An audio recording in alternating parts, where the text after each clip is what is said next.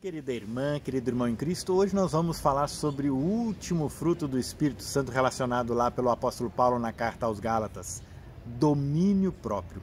Como eu não encontrei em lugar nenhum um texto sobre domínio próprio, eu mesmo escrevi o texto de hoje.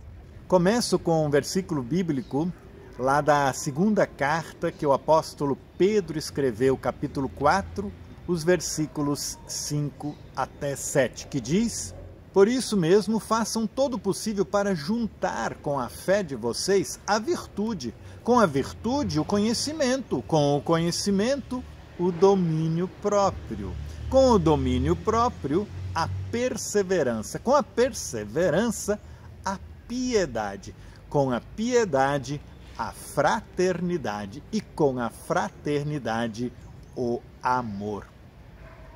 E como desejo trabalhar o nono fruto do Espírito, desejo resgatar aqui o tal do domínio próprio que se encontra bem no meio das muitas qualidades que o apóstolo Pedro nos desafia a juntar uma com a outra.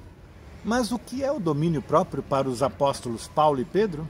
É o mesmo que autocontrole. Ou, trocando em miúdos, é ser capaz de controlar seus pensamentos, seus sentimentos e, a partir disso, tomar a decisão certa ou fazer o certo e, conscientemente, deixar de fazer o mal. Eu ministrei um curso de Augusto Cury aqui na igreja, na Paróquia Leste, a partir de um livro dele intitulado 12 Semanas para Mudar uma Vida. Eu sei que esse título soa meio esquisito para nossos ouvidos luteranos, mas quem participou sabe que não é nada disso.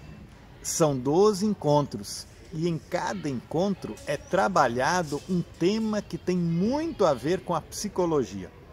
Na primeira parte do encontro é estudado um pouco mais a fundo como a psicologia explica tal tema. Na segunda parte do mesmo encontro, nos aprofundamos e aprendemos com Jesus Cristo como ele vivenciou aquele tema específico em sua vida aqui entre pessoas como você e como eu. E em 4 desses encontros aparece a questão do domínio próprio.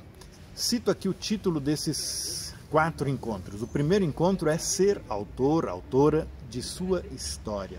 No 5º encontro, gerenciar os pensamentos. No 6º, administrar a emoção. E no 7º, trabalhar os papéis da memória, reeditar o filme do inconsciente. No primeiro tema, o curso nos desafia a querermos ser pessoas que se tornam autores, autoras de suas próprias vidas. Parece algo óbvio, mas não é. Muitas pessoas permitem que mães, pais, patrão, um astro da TV ou das mídias sociais prescrevam como deve ser a vida dessas pessoas.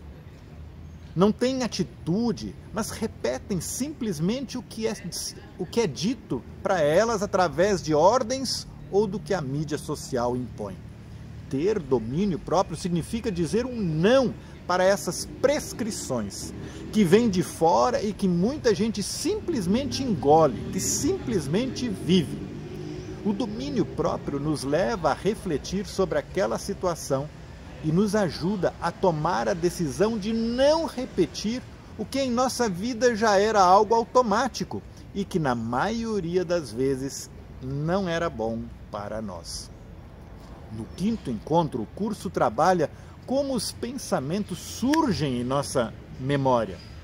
Às vezes basta sentir o cheirinho da comida da mãe e a gente volta para a nossa infância. Lembra disso, né?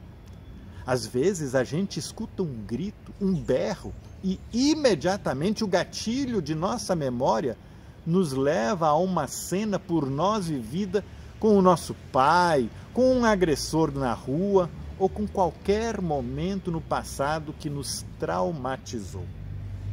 O domínio próprio nos auxilia neste momento a fazer uma clara escolha entre os pensamentos que queremos continuar tendo naquele exato momento. Eu, por exemplo, quando pensamentos ruins querem me assaltar, escolho cantar uma música, a fazer uma oração, a ler um livro. É impressionante como isso ajuda a não permitir que os pensamentos ruins continuem a se multiplicar em nossa mente naquele momento.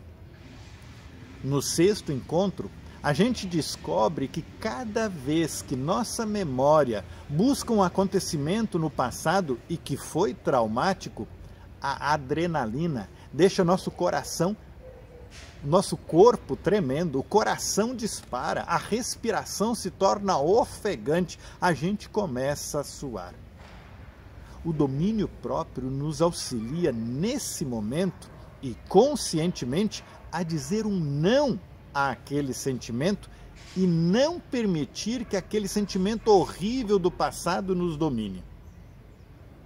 E no sétimo encontro, a gente aprende que é possível reeditar a nossa história quando o domínio próprio entra em ação e a gente domina nossos pensamentos e as nossas emoções. É óbvio que isso tudo não é fácil. É óbvio que algumas vezes a gente fraqueja.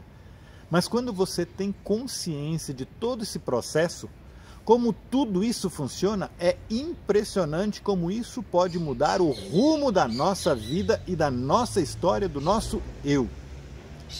Que você aprenda a fazer um bom uso do seu domínio próprio e seja muito mais feliz. Obrigado por essa caminhada com esses 9 frutos do Espírito. Para mim foi importante ouvi-los novamente. Tenho certeza que para você também foi importante. Então, um beijo no seu coração e amanhã a gente se encontra pela última vez.